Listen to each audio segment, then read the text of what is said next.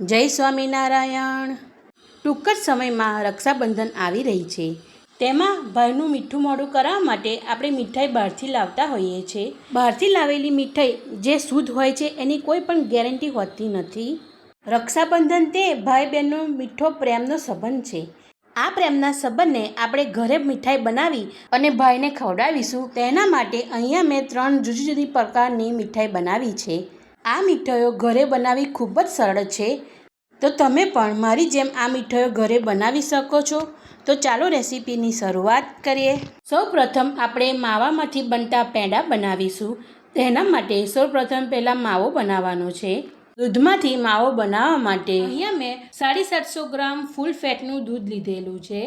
ફૂલ ફેટનું દૂધ લેવાથી માવો એવો સારો ઉતરે છે। અહીંયા મેં દૂધને ગાળીને લઈ લીધેલું છે। હવે આગળની પ્રોસેસમાં જોઈએ। ગેસ પર આપણે જાડી તળિયાવાળી કઢાઈ લેવાની છે। હંમેશા આપણે જ્યારે પણ માવો બનાવીએ તો વાસણ છીછરું અને પહોળું લેવાનું છે। કઢાઈ ગરમ થાય એટલે થોડુંક પાણી અંદર એડ કરવાનું છે। ત્યારબાદ આપણે જે દૂધ લીધેલું છે તેને અંદર એડ કરી દેવાનું છે। ગેસની આંચને પહેલાં આપણે ફૂલ રાખવાની છે। ત્યારબાદ દૂધમાં એક ઉભરો આવે એટલે મીડિયમ આંચ કરી દેવાની છે અને ચમચાની મદદથી દૂધને સતત હલાવતા રહેવાનું છે। દૂધ જેમ જેમ ઉકળશે તેમ તેમ ઘાટું થતું જશે અથવા તો જાડું થતું જશે અને ચમચાની મદદથી સતત ચારે બાજુથી આપણે જે દૂધ ચોંટે છે તેને આ રીતે અલગ કરી લઈશું। તેના માટે આ રીતનું ધારદાર તબેથાની મદદથી અલગ કરતું રહેવાનું છે અને દૂધને પણ વચ્ચે વચ્ચે સતત હલાવતા રહેવાનું છે, જેથી કરીને દૂધ નીચે ચોંટે નહીં। અને જો તમને મારી આ પેંડા બનાવવાની રેસીપી ગમે તો ફ્રેન્ડ્સ અને ફેમિલીમાં શેર ચોક્કસ કરજો અને મને કોમેન્ટમાં પણ જણાવજો કે તમને મારી આ રીત કેવી લાગી। આપણે જોઈ શકીએ છીએ દૂધ એકદમ ઓછું થઈ ગયું છે અને ઘટ થઈ ગયું છે।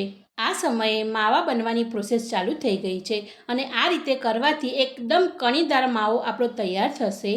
પેંડા આપણે જુદી જુદી રીતે બનાવી શકીએ છીએ, પણ જે માવામાંથી પેંડા બનાવીએ છીએ તેનો ટેસ્ટ જ કંઈ અલગ હોય છે। એટલે જ્યારે પણ આપણે પેંડા બનાવવા હોય તો માવાવાળા પેંડા બનાવીશું તો જોરદાર બનશે। આ સમયે ગેસની આંચને આપણે એકદમ મીડિયમ કરી દેવાની છે। મીડિયમ આંચ પર જ આપણે માવો બનાવવાની પ્રોસેસને કન્ટિન્યુ રાખવાની છે અને દૂધમાંથી આ રીતનું કણીદાર માવો બનશે અને ચમચાની મદદથી આપણે સતત હલાવતા રહેવાનું છે, જેથી કરીને માવો નીચે ચોંટી ના જાય। હજુ આપણે માવો બનવામાં 2 થી 3 મિનિટ લાગશે। હજુ માવામાં આપણે દૂધનો ભાગ દેખાઈ રહ્યો છે એટલે ચમચાની મદદથી આપણે સતત આ રીતે હલાવતા રહેવું પડશે। આ રીતે ધીમે ધીમે દૂધનો ભાગ જતો રહેશે અને માવો આપણો તૈયાર થશે। આ સમયે ગેસની આંચને આપણે બંધ કરી દેવાની છે અને કઢાઈને આપણે ગેસ પર જ રાખવાની છે અને માવાને પણ આ રીતે આપણે સતત હલાવતા રહેવાનું છે, જેથી કરીને દૂધનો ભાગ અંદર થોડો પણ રહ્યો હોય તે જતો રહે અને આ રીતનો થીક માવો આપણો તૈયાર થાય। આ રીતે આપણે ઘરે માવો બનાવી વિવિધ જાતની મીઠાઈ બનાવી શકીએ છીએ અને બજારમાં મળતી મોંઘા ભાવની એ જ મીઠાઈ આપણે ઓછા ખર્ચમાં શુદ્ધ અને સાત્વિક મીઠાઈ આપણે ઘરે બનાવી શકીએ છીએ। આપણે જોઈ શકીએ છીએ એકદમ કણીદાર માવો આપણો તૈયાર થયો છે અને વજનમાં જોઈએ 150 ગ્રામ જેટલો માવો તૈયાર થયો છે। હવે આ માવામાંથી આપણે પેંડા બનાવવાના છે। એના માટે માવાને આપણે ફ્રીઝમાં નથી મૂકવાનો। જો ફ્રીઝમાં મૂકીશું તો પાણીનો ભાગ અંદરથી છૂટો પડશે। હવે માવામાંથી આપણે પેંડા બનાવવા માટે એક જાડી તળિયાવાળી કઢાઈ લેવાની છે અને તેમાં ખાંડ અંદર એડ કરી દેવાની છે। ખાંડ ડૂબે એટલું પાણી અંદર એડ કરવાનું છે। અહીંયા મેં 50 ગ્રામ જેટલી ખાંડ લીધેલી છે। ગળપણમાં આપણા ટેસ્ટ પ્રમાણે વધારે ઓછું લઈ શકીએ છીએ। આ સમયે ગેસની આંચને એકદમ સ્લો જ રાખવાની છે। સ્લો આંચ પર જ આપણે ખાંડની ચાસણી બનાવવાની છે। અહીંયા આપણે 1 તારની ચાસણી બનાવવાની છે અને ચાસણીને ચમચાની મદદથી આપણે સતત હલાવતા રહેવાનું છે અને વચ્ચે વચ્ચે ચેક કરતું રહેવાનું છે અને ચમચામાં જો આ રીતની ઘાટી ચાસણી થાય એટલે આપણે જોઈ લઈશું। આ રીતે 1 તારની ચાસણી તૈયાર કરી લેવાની છે। આ રીતે પ્રોપર 1 તાર થાય છે એટલે આ સમયે પેંડા બનાવવાની ચાસણી તૈયાર થઈ ગઈ છે। હવે જે માવો બનાવ્યો છે તે અંદર એડ કરી દેવાનો છે અને ચાસણીમાં મિક્સ કરી લેવાનો છે અને આ સમયે ગેસની આંચને આપણે એકદમ સ્લો જ રાખવાની છે। માવો અને ચાસણી મિક્સ થઈ જાય ત્યારબાદ ફ્લેવર માટે અહીંયા મેં ઇલાયચીનો પાવડર અંદર એડ કરેલો છે। આ સમયે આપણે કેસર પણ અંદર એડ કરી શકીએ છીએ। કેસરવાળા પેંડા બનાવવા હોય તો આ સમયે કેસરવાળું દૂધ અંદર ઉમેરી લેવાનું છે, તો કેસરવાળા પેંડા તૈયાર થાય છે. આપણે જોઈ શકીએ છીએ પેંડાનું પૂરણ તૈયાર થઈ ગયું છે. અંદર ચાસણીનો ભાગ કે પાણીનો ભાગ દેખાતો નથી. આ સમયે ગેસની આંચને આપણે બંધ કરી દેવાની છે. તો તૈયાર થઈ ગયું છે પેંડા બનાવવા માટેનું પૂરણ. અહીંયા મેં બદામને કટ કરી લીધેલી છે. બદામને વચ્ચેથી 2 ભાગમાં ડિવાઈડ કરી દીધેલી છે. તેને આપણે પેંડાની ઉપર લગાવીશું. હવે આગળ આપણે પેંડાનું જે પૂરણ છે તેમાંથી આપણે પેંડો વાળીશું. તેના માટે એક ગોળ બોલ બનાવી અને આ રીતે હાથની મદદથી આપણે પેંડાનો શેપ આપી દેવાનો છે. આ રીતે પેંડાનો શેપ આવી જાય ત્યારબાદ બદામને ઉપર લગાવી લેવાની છે. હવે પેંડા બનાવવા માટે આપણે બીજી રીતને પણ જોઈ લઈએ. તેના માટે આ રીતની મેં ગોળ રીંગ લીધેલી છે.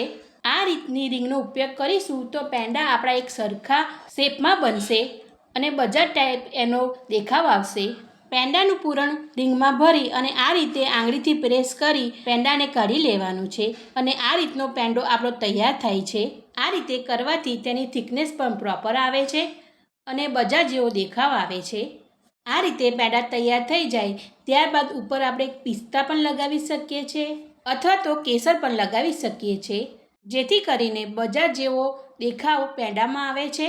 આ રીતે બધા જ પેંડા આપણે તૈયાર કરી લેવાના છે અને બજાર જેવા જ પેંડા આપણે ઘરે બનાવી શકીએ છીએ. તો તમે પણ મારી જેમ આ પેંડા ઘરે ચોક્કસ બનાવજો. પેંડાને તોડીને પણ જોઈ લઈએ. એકદમ સોફ્ટ પેંડો તૈયાર થયો છે અને ટેસ્ટમાં પણ ખૂબ જ સ્વાદિષ્ટ બને છે. તો આ તહેવારોમાં આપણે બજારમાંથી મીઠાઈ લાવતા હોઈએ છીએ તેની જગ્યાએ આ રીતે શુદ્ધ મીઠાઈ ઘરે બનાવીશું તો ટેસ્ટમાં પણ સરસ બને છે અને શુદ્ધ મીઠાઈ ઘરે તૈયાર થાય છે. હવે આગળની મીઠાઈમાં જોઈએ તો આપણે કોપરા પાક બનાવવાનો છે.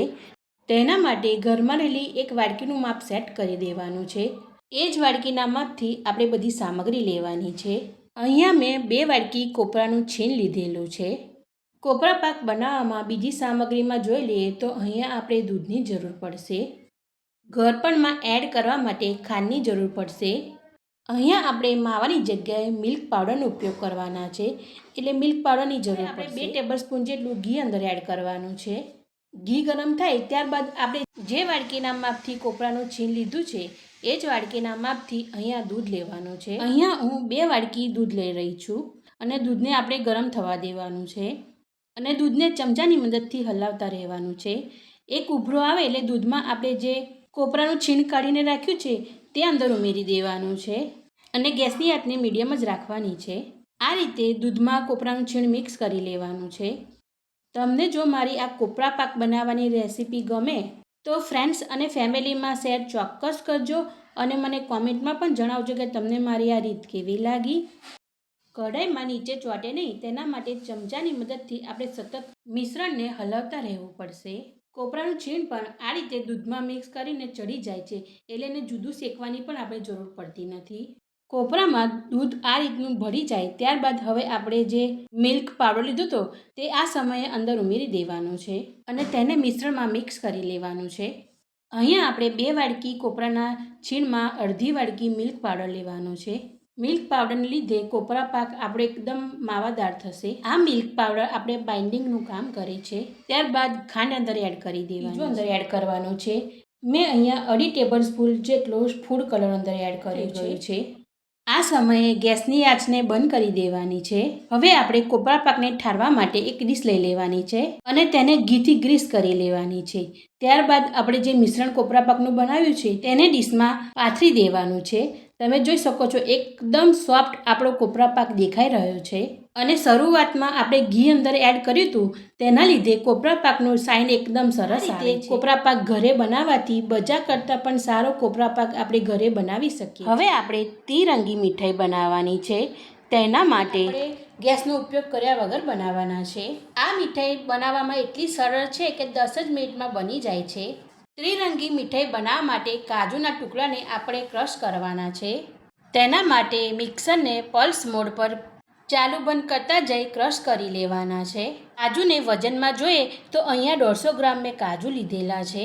અને વાડકીના માપથી જોઈએ તો 1 વાડકી કાજુના ટુકડા લીધેલા છે. કાજુ આપણે આખા પણ લઈ શકીએ છીએ અથવા તો આનાથી નાના ટુકડા આવે છે એ પણ લઈ શકીએ છીએ, કારણ કે કાજુને આપણે પીસી જ લેવાના છે. આ રીતનો કાજુનો પાવડર બનાવી દેવાનો છે. ત્યારબાદ એ જ મિક્સર જારમાં આપણે કોપરાનું છીણ અંદર એડ કરવાનું છે. અહીંયા મેં 1 વાડકી કોપરાનું છીણ લીધેલું છે. જે વાડકીના માપથી કાજુના ટુકડા લીધા છે એ જ વાડકીના માપથી મેં કોપરાનું છીણ લીધેલું છે. કોપરાના છીણનું વજન જોઈએ તો 50 ગ્રામ કોપરાનું છીણ છે. તેને પણ પલ્સ મોડ પર પીસી લેવાનું છે. આ રીતે તેને પીસી લીધા બાદ એને એક બાઉલમાં કાઢી લેવાનું છે. હવે આપણે ગળપણ અંદર એડ કરવાનું છે. તેના માટે અહીંયા મેં ખાંડ લીધેલી છે. ખાંડ આપણે પીસીને લઈ લીધેલી છે. તેની જગ્યાએ આપણે પીસેલી પણ ખાંડ લઈ શકીએ છીએ. અહીંયા વજનમાં જોઈએ તો 50 ગ્રામ ખાંડ લીધેલી છે. ખાંડની જગ્યાએ આપણે સાકર પણ લઈ શકીએ છીએ. બુરું ખાંડને આપણે મિક્સ કરી લેવાની છે.